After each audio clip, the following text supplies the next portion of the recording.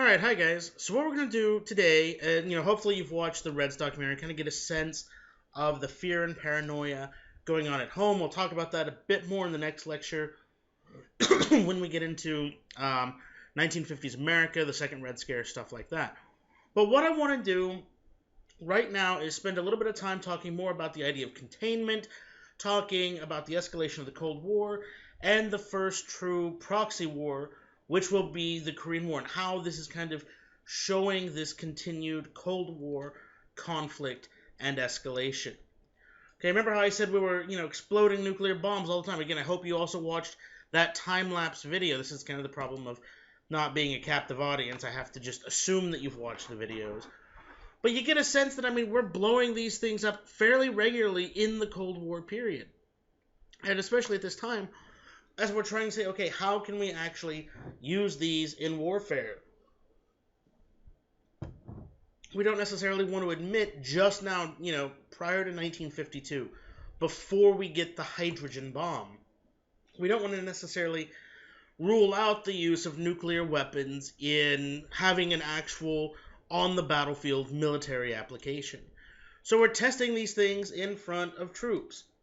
As I mentioned, here's Atomic Annie, the M56 280mm cannon, which is designed to fire a Hiroshima-sized nuclear weapon about 18 to 20 miles. I'm still not sure on what planet this is a good idea, but these things are going to be used operationally. This isn't a we built it just to see if we could do it. We built this with the intent that if there was a general war with the Soviet Union, we would use this. We would deploy nuclear weapons operationally and use them. And why do we have to do so? If the Soviets have a much bigger army than we do, more tanks, more men, more personnel carriers, artillery, whatever, this is a force multiplier. Fire this into the middle of an assembling Soviet tank brigade, there's no tank brigade there anymore. Fire a few of these shells into the middle of a Soviet infantry division, that division doesn't exist anymore. This is a force multiplier. But the problem is, and we haven't really set on mutually assured destruction just yet. That's going to come later.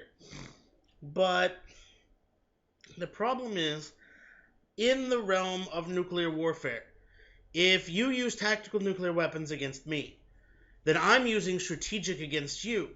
Then you respond with strategic against me, and nobody is going to win the war. The whole smash is done. And so when you take that nuclear fear, and if we apply that to containment, which again, did the Soviets actually want to expand beyond what they had already secured? No, not really. Now, if somebody wanted to be communist, absolutely they were going to help. But by this time, Stalin is more interested in holding on to power than he is advancing Marxist-Leninist ideology, which is to say, okay, communism has to spread in order to survive. If you think about communism, it's not unlike slave owners in the American South in the 19th century, saying that slavery had to expand to survive, and that's why, yes, they want to take over Mexico. No, they don't want the Wilmot Proviso. Communism is, if you look at the documents of the Comintern or the Communist International in the 1920s, 1930s, they wanted to expand communism, create revolutions in all major countries. But that had more or less cooled off by the 50s. The Soviets realized such expansion would lead possibly to nuclear war. They don't want a war, and we don't want a war. But if that's the case, how do you then have a Cold War? And the issue is the Cold War comes if we look at containment, okay? If we look, both sides feel exactly the same, and that's something to remember, okay? Both sides feel exactly the same. The United States, we look at the big Soviet bear pushing communism, doing all this stuff. So, okay, we have to stop it where it is. But look at the Soviet perspective. We have our allies. And so now they feel isolated, and so they want to push out as well. The fact is we both feel the same way, but we don't sit and just talk about it. We don't just sit down and say, okay, look, here's what we want, here's what you want, how can we work this out? Not till the 1970s. Instead, what we do is we choose up sides in a big screwed up game of Risk, which, I'm just saying, looks to me like we have two continents. So and Western Europe counts as its own continent in Risk, right? It's been forever since I played. That being said, I've got the new Star Trek Risk coming tomorrow. I'm so excited. I am such a nerd, but what can I say? But if you look, the blue, this is the first world, the United States and its allies. More appropriately here, NATO. Okay, that's the first world. The second world, red, the Warsaw Pact and their allies and their spheres of influence. When we think of third world today, we tend to use it in the context of poorer nations that don't have much, underdeveloped, no food, stuff like that. The reason is, as we choose up sides in this game of Risk, instead of putting armies in these nations, though we did do that as well, economic development. We pump money into these countries in order to make them economically dependent on us. Well, that boosts their economy, allows for technological development, infrastructure, things like that. The third world missed out on that. The third world of the nations that said, look, we don't want to play your stupid game of Axis and allies. We just want to be left to our own devices. So they miss out on this technological development. And if you notice, okay, Europe, with the exception of like Switzerland and some of the, Balkan areas, okay, Finland, what is that, Sweden, okay, some in Asia. But if you look, Africa, that's, where we associate the third world now. That's where a lot of this development didn't take place. Some of it, some did take place in Africa, but there are huge swaths where neither nation could make, or neither alliance could make inroads. So, fine, just don't worry about it.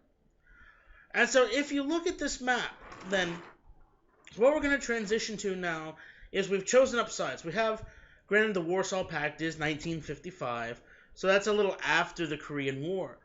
But if you look, just because a nation is not in this sphere or, colored in one of these alliance systems doesn't mean it did not play a role, okay? And the biggest example is going to be China. Now, most of you should know China today is communist, okay? Well, the issue with China is it had been fighting, China had been in revolution since 1911 when the nationalists, wrong button, skipped ahead a little bit there, when the nationalists overthrow the Qing dynasty.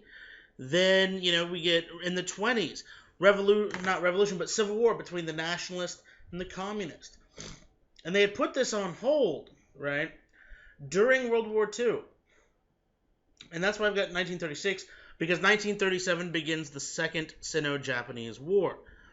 But what we're going to see is after the war, they want to begin fighting again while the U.S. wants to prevent war from breaking out. Why do we want to prevent war from breaking out? Because the nationalists, that's who we recognize as... Hang on, I need to pause this for a second. Sorry about that. My allergies are going crazy. I had to blow my nose. Figured you guys didn't want to listen to it. Reminds me, a year or so ago, I was teaching a 135 student class of the survey class, and I was mid-lecturing talking, I don't know what, and something, I just burp right in the... Kind of embarrassing, so trying to avoid that.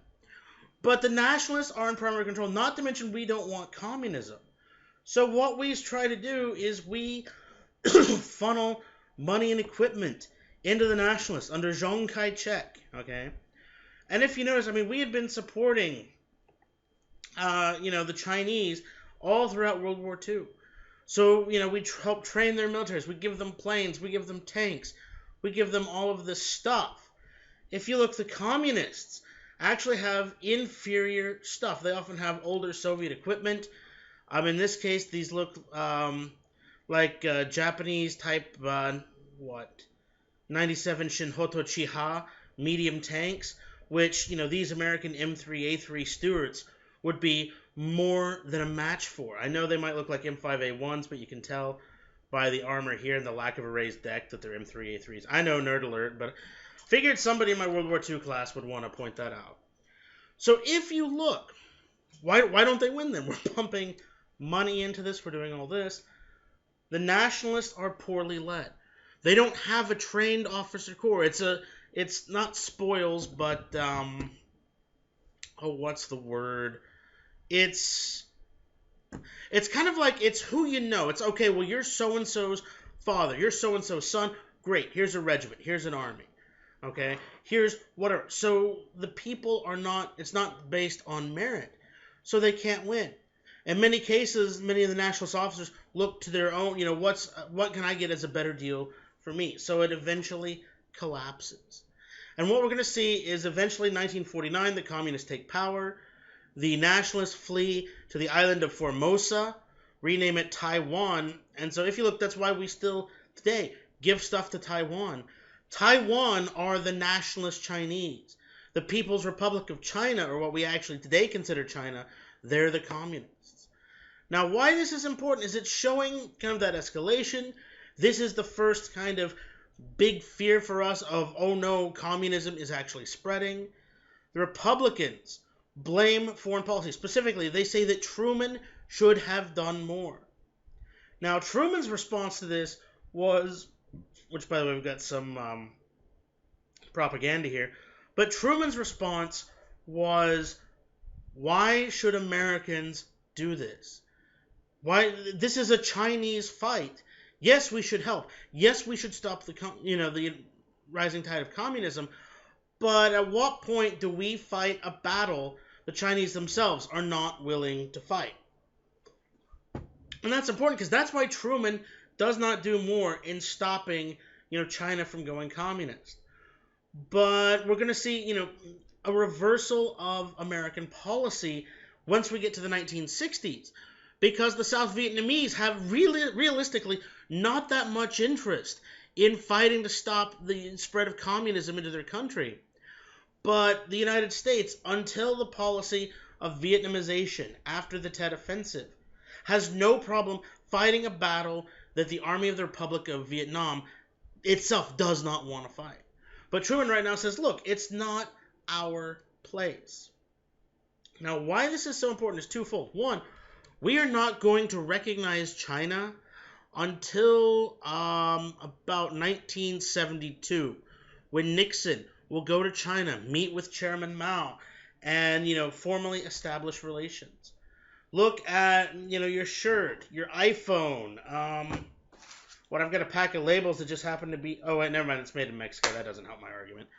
But most of your stuff is made in China. That is a post-1973 development. Prior to that, we literally pretended this did not exist. We said that this little turquoise, aqua, whatever color island here, Taiwan, that was China. This whole big yellow mass, and I wish this was red. I hate saying yellow because I feel like it's racist. That's not how I mean it. The map is yellow. But this whole big area doesn't exist. It literally, we just pretend that China just boop and disappeared. And that's how we're going to play it. Why that's a problem is it creates this issue of, in the Cold War, we tend to want to look at it as a bipolar world, and what the Soviets want to do. The issue is, Chairman Mao Zedong, and the communists, after they take over China, Mao has this idea that China can be the leader of international communism. After all, they are a huge country. They, too, have large industrial resources. They have a lion's share of the world's population. Why should they not be the leader? So even though in February 1950 you get the Sino-Soviet alliance, now the Soviets start giving the Chinese tanks, guns, planes, equipment, all of this stuff. But we see that because the Chinese want to do this, we see, tripolar maybe, in the sense you have the Soviets and the United States each vying, we're trying to direct world affairs. But then you have the Soviets and China, each, competing to be international leader of communism. So what that means is occasionally the Soviets might react a bit more aggressively to something because they don't want to be seen as weak. Any sort of weakness on the part of the Soviet Union could be then construed that, well, hey, China is superior. Remember, the Soviet Union, although a superpower now in 1950, okay, only, 15 years earlier, was a backwoods agrarian power with a crumbling government. It still has that almost bullied kid mentality of it doesn't, it has self-esteem issues basically. It doesn't realize that, it is in fact one of the two superpowers, so it's going to react more aggressively than it should. But now look at it from that perspective of the United States. We see that aggression. We know full well what Marxist-Leninist ideology says, so we then decide, okay, this is a problem. Now, they're trying to expand into Eastern Europe. They're trying to expand into Asia. And so we react accordingly. How much of the Cold War is literally three nations that just need to talk to each other, but because they don't, it's like your Facebook fight. You've got all of this stuff, all this fighting, nobody knows why, and it's a giant problem. Okay? So what do? We don't recognize China. Eventually, we end the occupation of Japan in 1952, and we start building up Japan. And this is something still going today. Japan technically does not have a navy. It is a maritime self-defense force, but a maritime self-defense force with Aegis-guided missile destroyers and fast-attack diesel-powered submarines. Why? Because we need someone in the region to help counterbalance China. And why do we need to do that? Because much like Germany, okay, Korea was split in half. Korea, since the 1910s, had been, occupied and annexed by Japan. And we see that the northern half becomes communist. Be right back. Sorry about that. My allergies are apparently crazy today. We see the northern part communist. The southern part, okay, falls under U.S. supervision. Why? Because it's closer to China. Well, one of the themes, if you look in Germany, there's no real desire for unification, at least not until the 1980s. In Vietnam, there always was a sense of we need to be unified. The same with the Koreas, okay? And so what we see is on June 25, 1950, the North Koreans invade. Now they do this with the blessings of both the Chinese and the Soviets. This is where they're getting their military. Their tanks are equipped with T-34 85s. They're carrying Mosin Nagant rifles. Okay, SKS it's still a little too early for the mass non-Soviet use of the SKS. Okay, but what we're gonna see, they're equipped with modern Soviet jet fighters, modern Soviet aircraft, and so it's clearly obvious. Okay, what's happening here. But the South Koreans are not that well trained, not that well equipped, and we see that if the war begins here, the 38th parallel, in June, by November, actually within a couple of months, you're hemmed into what's called the Pusan perimeter, okay? Pretty much the South Koreans just completely fall apart. Now, both sides wanted reunification, okay? The UN calls for that. But both sides ignore it because if you're going to reunify, you can only have one government.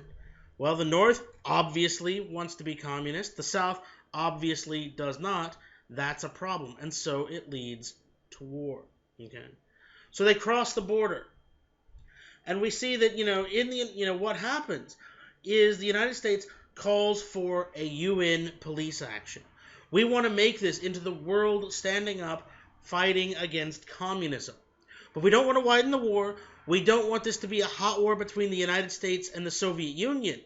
So that's why if you listen to Truman, he calls it a police action against North Korean bandits. I've played a lot of Skyrim. I played a lot of Oblivion.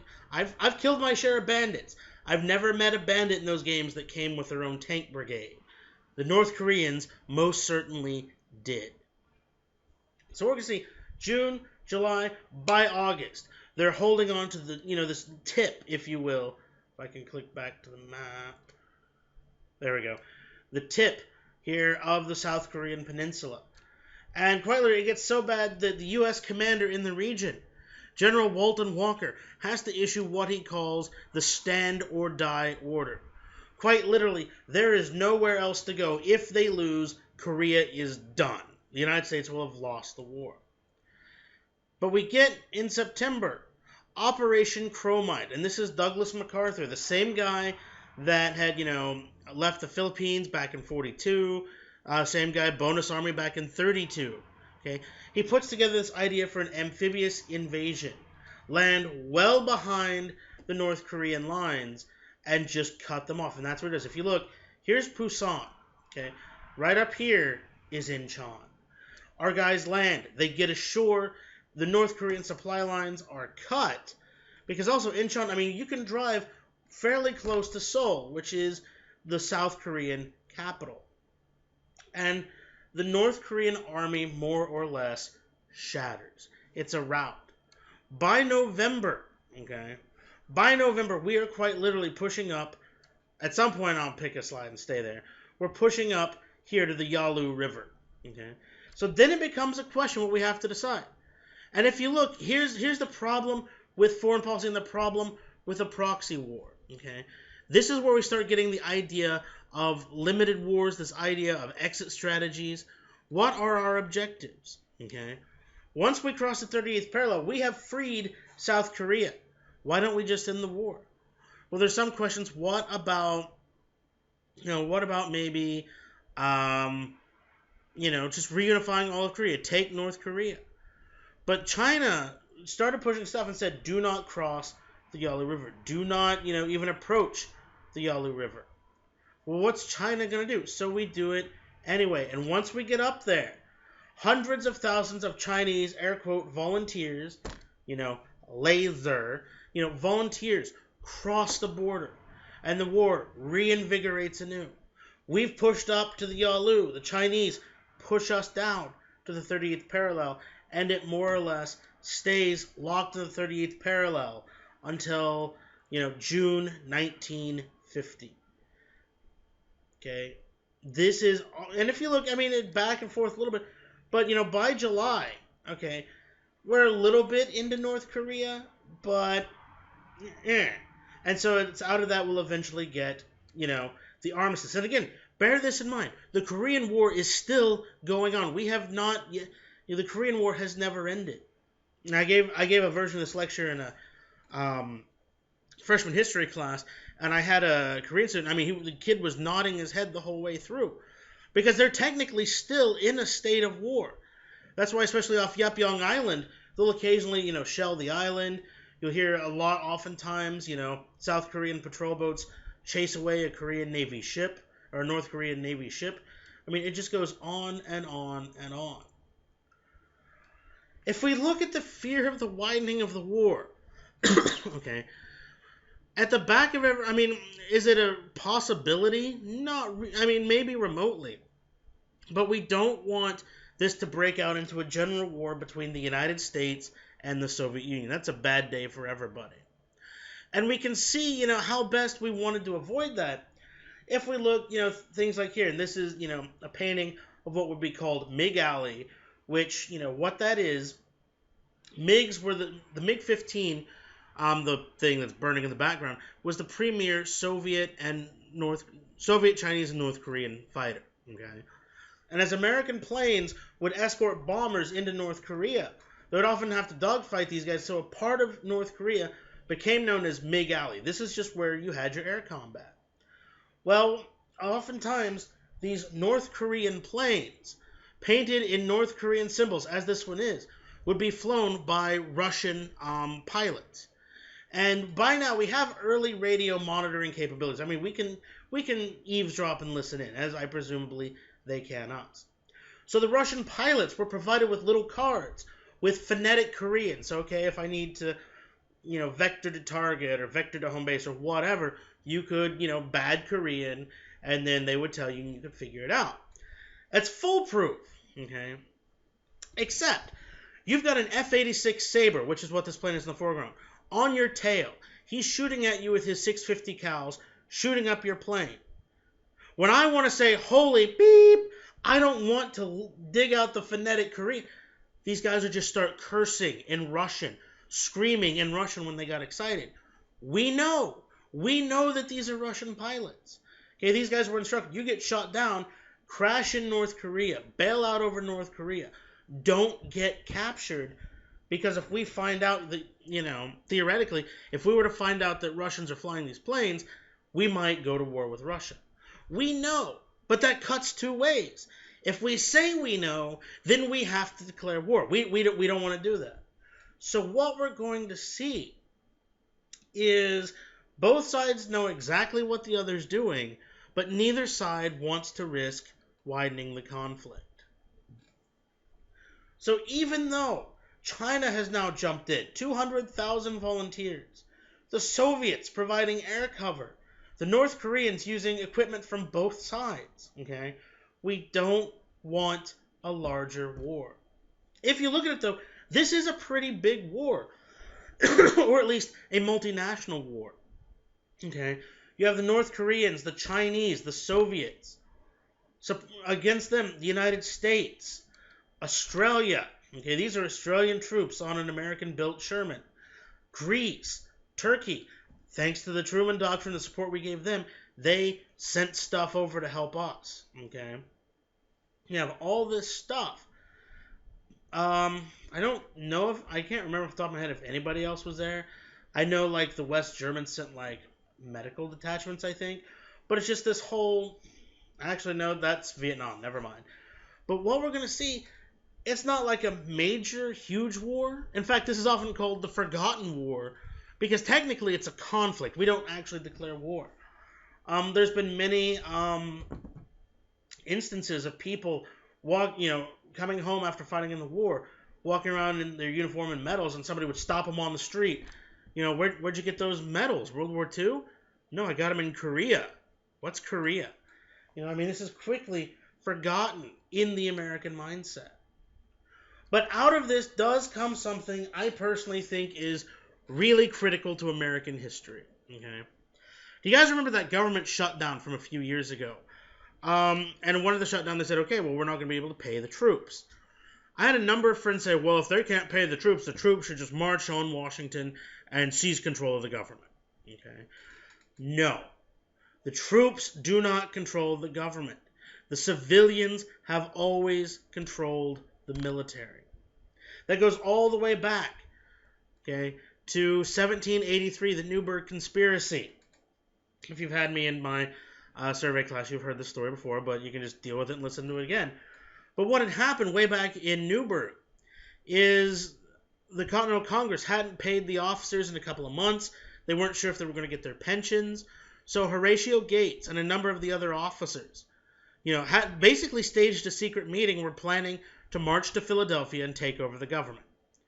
George Washington, hears about the meeting, goes to this meeting uninvited, and, is about to read them a speech. What the hell are you doing?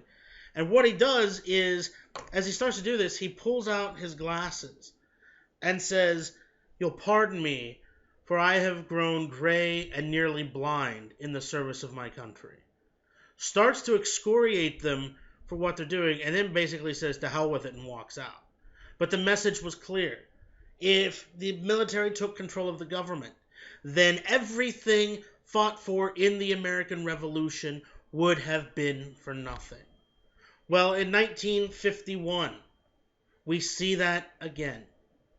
Truman doesn't want to widen the war, but the Supreme Allied Commander, Douglas MacArthur, wants to do whatever he has to win. Again, he wants to win the war. That is his reason for being there. I'm not going to fault him for that. But he starts wanting to directly attack China. After all, one of the things that was happening is to ensure that their MiGs were not destroyed on the ground. North Korean, Chinese, and Soviet planes were flying out of Chinese airfields.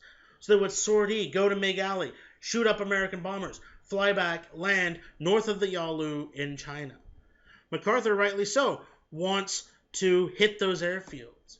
MacArthur wants to hit the bridges over the Yalu that are bringing troops and supplies. But Truman says, no, we can't widen the war. MacArthur even says, use the nuclear bomb. Go drop a bomb on a Chinese city and they'll get the point really quick. Again, we've not fully established. This is only 5 years after Hiroshima and Nagasaki. We haven't established that the bomb is not just another tool in the arsenal. Okay? Remember, we firebombed Dresden. We firebombed Tokyo. We blew the hell out of Berlin. Okay? How is using a 21 kiloton nuclear bomb that much different? But Truman doesn't want to fire, or doesn't want to win the war. So he has no choice but to fire Douglas MacArthur, arguably one of the most popular American military commanders. He was going to throw his hat into the ring for president in 52. Okay. Some people, this really sours public opinion against Truman. How could you possibly do this? But Truman ensures that the civilians control the military. We don't want an escalation of war. We don't want the Cold War to go fully hot. And we don't want the military, what is it? Clemenceau once said after World War I, war is too important to be left to the politicians. Okay. Well, that's a bad thing in a geopolitical conflict on the size of the Cold War. So, again, this sours most people on Truman, but I think it's a great decision because it reaffirms, and I'm a military historian by trade, but it reaffirms what Washington had tried to do way back in 1783. It keeps those tenets of the United States alive, even when we're, at this point, abandoning so much by a standing military, entangling alliances, all that. This is at least the one thing we say we're not going to go back on. But whether you fire him or not, the truth is the Korean War ends in stalemate. From July 1951, things more or less get bogged down at the 38th parallel and drag on until the peace negotiations at Panmunjom in July of 53. Now, the talks begin in 51, but they drag on and on and on and on. The North Koreans want this, the South Koreans want this. Some don't want to end that quickly. There's the issue of repatriation. Shock of all shocks, not everybody likes living in communism, and a fair number of North Korean prisoners of war did not want to go back to North Korea. Similarly, not all American or South Korean prisoners of war wanted to go back to the United States or South Korea. But they, so they haggle over this, that sense of, pardon me. If we want, if someone we have doesn't want to go back, we're not going to make him, but we want you to make sure that we get all of our people back. So the war drags on and on and on, and probably helped to cost Truman the election in 52. Dwight D. Eisenhower comes to power January 53. And what we see is eventually, by July 27, the war will end in an armistice. Now, what does an armistice mean? An armistice simply means we stop fighting. There's no peace treaty. There's no plan for reunification. There's none of that. It is simply we agree to stop fighting. But in the final 2 months, okay, what we're going to see is a huge, climax in fighting because each side wants to test the other. How much are you willing to fight right now before peace? Again, this is still that, capitalism v. communism. Test it while you can. So what is the big significance of the Korean War? Part of it is it shows, okay, we do believe in our ideas of containment. We are going to uphold that Truman Doctrine. It shows that militarily, the Soviets have no problem funneling weapons and equipment to their satellites that want it. But it also shows that despite everything, the United States and the Soviet Union do not want to directly fight each other. We all realize that would be a bad idea, so we resort to the proxy war. We are going to have these contests to try to see who is superior, but we're going to do so in such a way that it doesn't risk all-out nuclear war. So what we see then, sorry, my allergies are terrible today for some reason. Not to mention this ear's clogged up from it, so. Now, unfortunately, and I want to keep the focus of this lecture on the escalation. So now, unfortunately, we need to address the topic of the United States coming to its more imperialist and racist pasts. This, hang on, let's try that again. There we go. This is Ho Chi Minh. Okay, this is the leader of the Viet Minh, the People's Movement to unify Vietnam under the Communist North. Okay, Saigon, which I hope you've heard of, Ho Chi Minh City, same thing. This is Ho Chi Minh in 1919. Ho Chi Minh was a member of the French Indochinese delegation to the Versailles Conference in 1919. One of the 14 points that Woodrow Wilson had advocated was the right of self-determination. Okay, World War I, you go to Versailles, and the whole idea at Versailles is create a lasting peace. Make this the war to end all wars. And this is what makes this one of the biggest ironies in American history. And he wanted self-determination.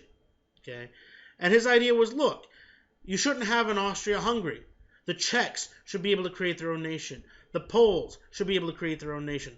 The Slavs, the Bulgarians, the whoever. Okay. Now, Wilson meant this in the context of Europe. But Ho Chi Minh, okay, was expressed the thought of, we in the colonies want that. We are Vietnamese. We don't want to be French Indochinese. We don't want to be part of Indochina. We want our own nation. Let us do that. And Wilson, through an interpreter, said something to the effect of, but you're Asian. Okay? Wilson, for all of his ideologies, all of his dreams, all of the fact that at times the man was disconnected from reality, was an ardent racist. The man tried to segregate the federal civil service, for God's sakes. So, for him, it's perfectly fine to have self-determination in Europe, but I don't want self-determination in Asia. Okay? Well, World War II, he's leading resistance against the Japanese. Remember, the Japanese, 1941, take over Indochina. Okay? Well, then you get post-World War II. And what happens is, despite the fact the United States doesn't fully want, we don't like the idea of colonialism, we don't want to upset our allies. And the big one comes with France. We need France in the context of, we need France and its military in Western Europe as a counterbalance to any potential Soviet aggression or domination attempts in Europe. Okay, this is geopolitics 101. And I keep using the word. What is geopolitics?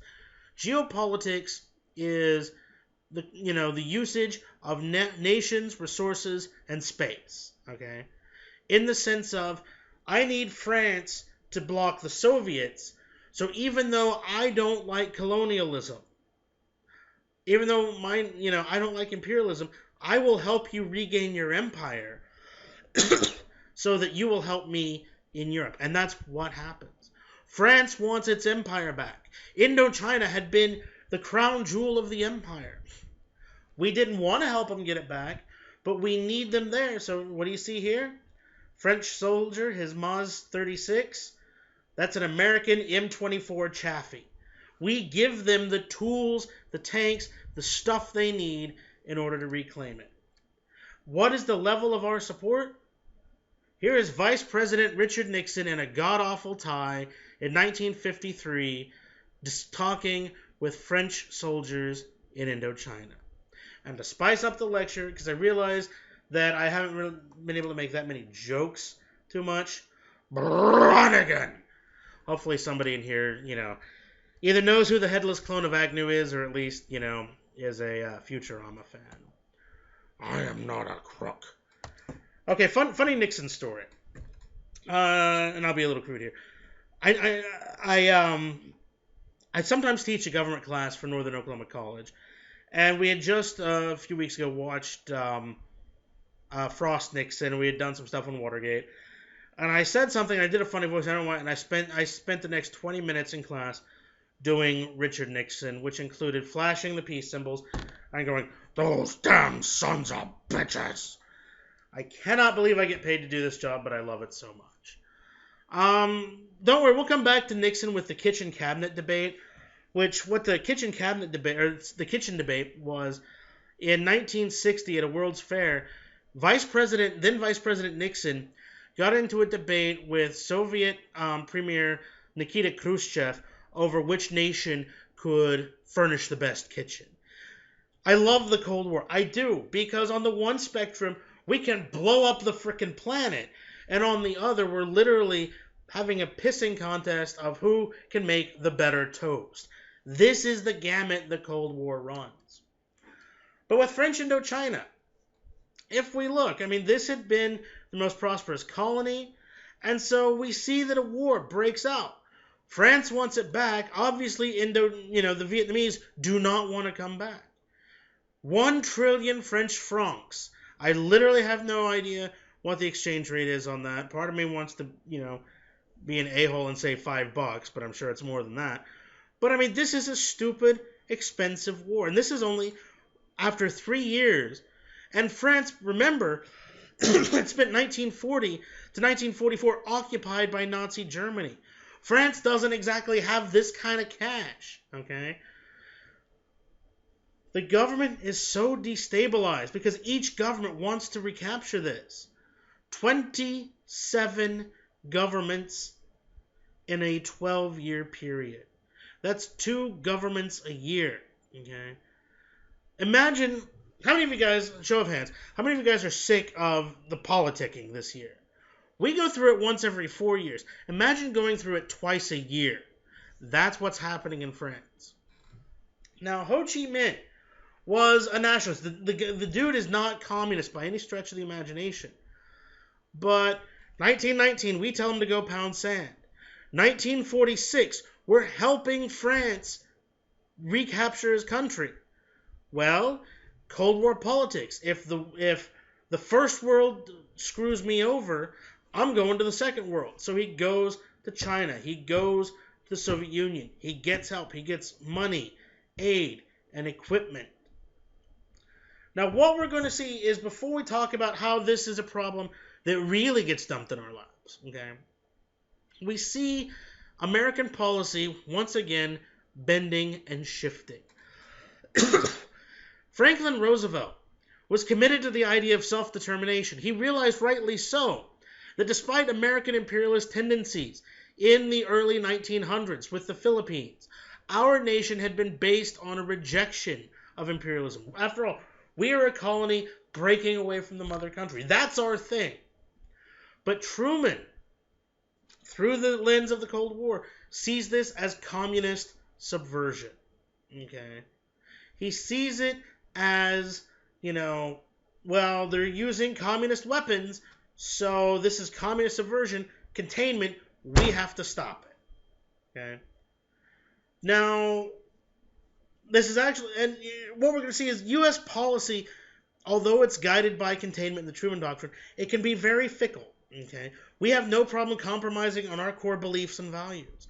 It actually, I believe was Franklin Roosevelt. It was either about Batista in Cuba or somebody in Nicaragua. I can't remember, but he famously said, "Well, the guy might be a son of a bitch, but he's our son of a bitch." Okay, again, geopolitics, controlling the space. Well, Truman's, communist subversion is the same. We're going to prop up France. We don't want to, but we will. Eventually, we're going to prop up South Vietnamese governments. We're going to prop up dictators. They might be son of a bitches, but there are sons of bitches. Okay? I'm just thinking, and this is, I'm trying to remember the guy's name. It was 1960s, and it was he was the ruler of South Vietnam. And No Din Diem, there we go. And if you've probably seen the picture of the Buddhist monk who lights himself on fire, self-immolation as protest. The type of people we're supporting, the Diem government, the first lady, so Diem's wife, said, well, if another one wants to do that, at least they can let us know so we can all attend the barbecue. I mean, just some really off-the-cuff, callous comment. Clearly, a rejection of American values. But because we're so paranoid about communist subversion, we'll go ahead and bankroll. We'll go ahead and do this. And we see that here after the 1954 Battle of Dien Bien Phu, a siege where the French hold up, they try to wait for reinforcements, and the Viet Minh just overwhelm and destroy them. And so with this, France has to exit from Indochina, and we see then they dump the problem in the United States. And how do they do it? They simply say this, which, by the way, Indochina is technically Laos, Cambodia, and Vietnam. Okay, but they say, look, United States, you have to deal with it. Otherwise, they're all going communist, and you wouldn't like that, will you? They play on that fact. We're paranoid about communist subversion. Okay, so what we see is it becomes our problem. Vietnam is divided in the Geneva Accords of 1954. The North is allowed to be communist. The South is free. The division point is the 17th parallel. Now, what we see is the whole idea was this is going to reduce tension. This is going to make it where, okay, we can step back, we can all breathe, you don't have to have any more wars. But the Viet Minh, the people of the communists of North Vietnam, control the majority of Vietnam. The majority of the Vietnamese want to be unified under North Vietnam. Why? Simple. And we'll talk about this more because we're going to spend about a whole week on the Vietnam War. Is for your average Vietnamese peasant, okay, you're a farmer working land that has been in your family for generations, since time immemorial. Why is this auto playing? You don't care about politics, you don't care about the nation at large, you're just going to farm your land. So, by all rights, 1956, election should have happened. It should have all been unified as Vietnam, communist. That's the end of it.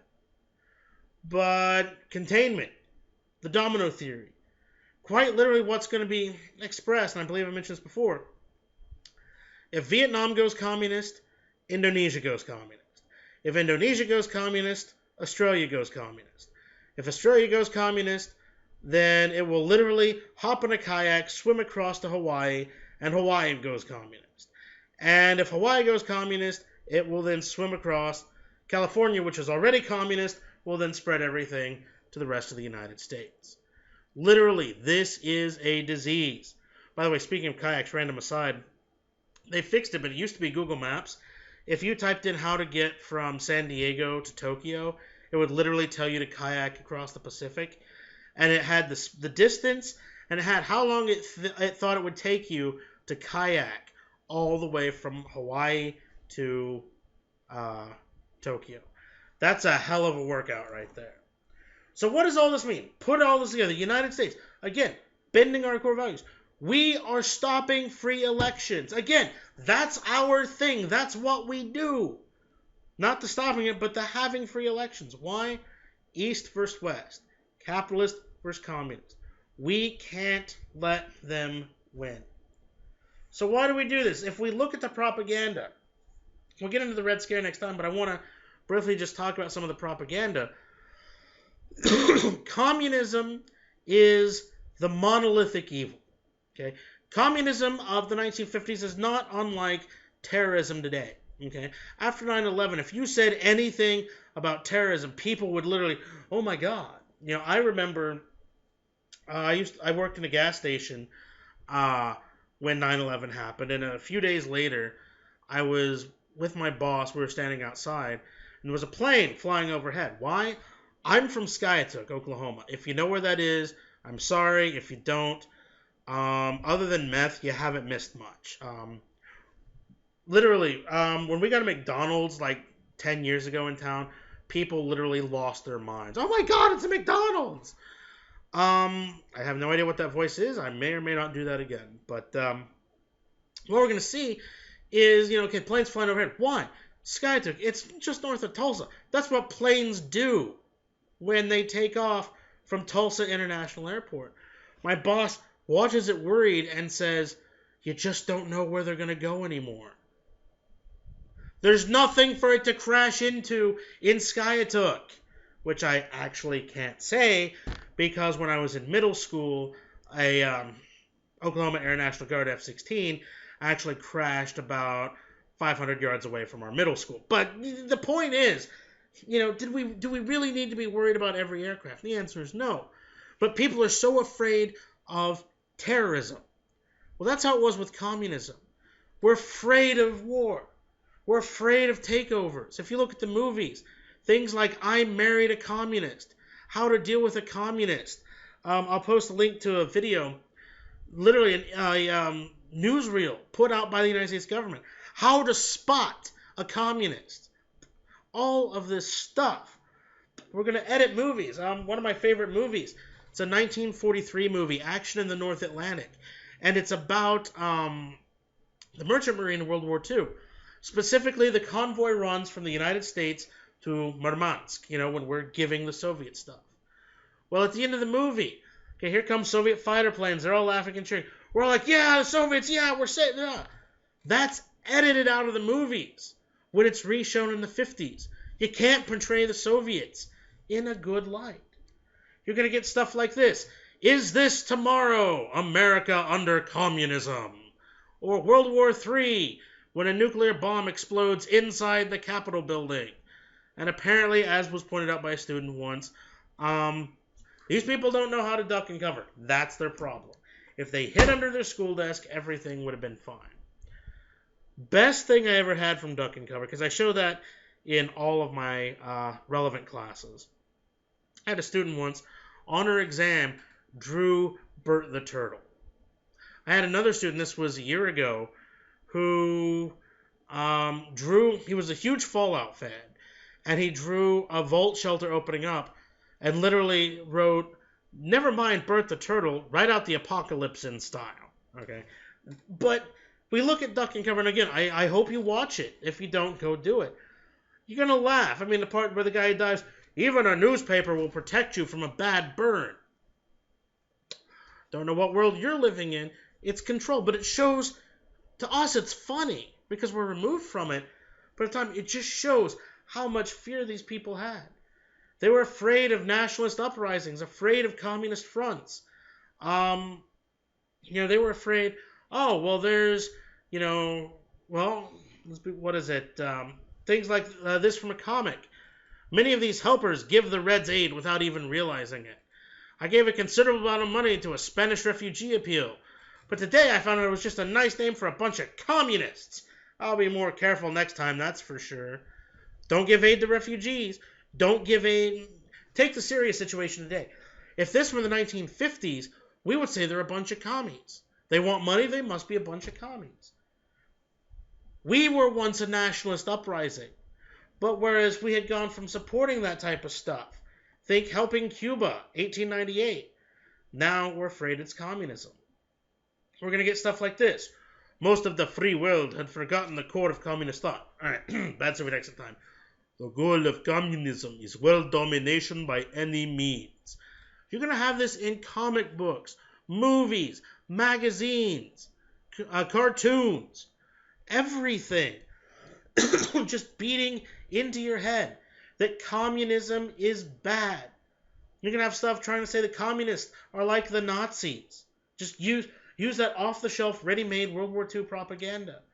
And so what we see is what all of this means is that people grow up believing that communism is this huge, giant evil that eventually will consume the world, and you have to fight it in many ways.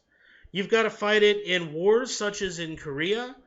You've got to fight it in space, the space race. You've got to fight it economically. Who can make the best kitchen?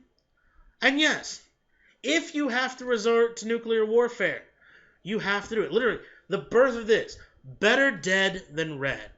If the communists are going to win, fire all the nukes, kill the whole planet, because to be dead is better than being a communist. And we also get this idea, this kind of revision of our history. This is where the George Washington chop down the cherry tree stuff comes from. We have to make American society look pristine, and anointed by God. Whereas the Soviets, we have to make them seem like inept and bad in everything. And so when you take this kind of propaganda, okay, take Soviet aggression and overreaction, Marxist-Leninist ideology, which again we see here, and what we see is this is why not only are we willing to go through the hoops of containment, spend more on defense spending from 1945 to the present day than we ever have in our nation's history. Okay, not only we do that, but yes, we will be willing to risk nuclear Armageddon to stop it. Because this is, again, that monolithic evil that will eventually destroy the world. Now, do the Soviets actually want to do that? No. But the thing is, nobody's going to stop and ask them, and even if they did, they wouldn't believe them. So I hate leaving it on a little bit of a grim note, but we'll pick up next time with American society in the 50s. We'll talk about the Second Red Scare and how we see a nation transitioning from wartime to peacetime, but with the cloud of nuclear Armageddon, always hovering over it. If you have any questions, let me know. Otherwise, take it easy, and I will see you in the next video. Have a good one, guys. Bye-bye.